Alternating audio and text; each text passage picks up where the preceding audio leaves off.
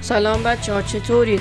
امیدوارم که حال همتون خوب باشه. من مستر گیم هستم و تازه وارد یوتیوب شدم. امیدوارم بتونم با ویدیوهایی که براتون میذارم نظرتون رو جلب کنم و مورد حمایت شما قرار بگیرم.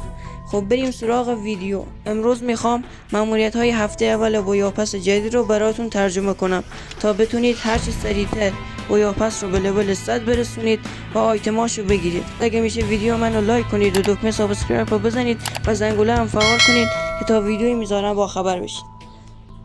When it comes to the Garcias, I'm the good boy.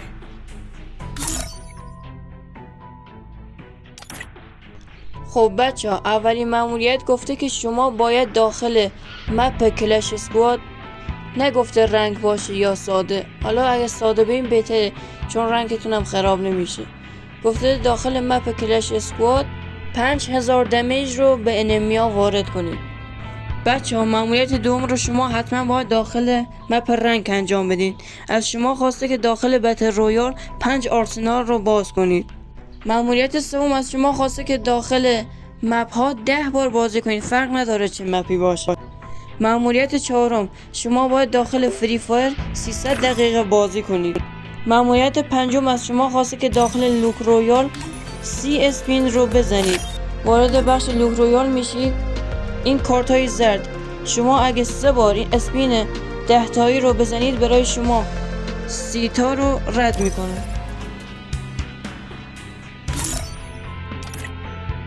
بچه ها، ماموریت ششم و آخرین ماموریت دقیقا نمیدونم منظورش چیه، ولی فکر کنم شما حدودا 20 بار داخل کلش اسکواد که بازی کنید خودش این ماموریت رو برای شما رد کنه.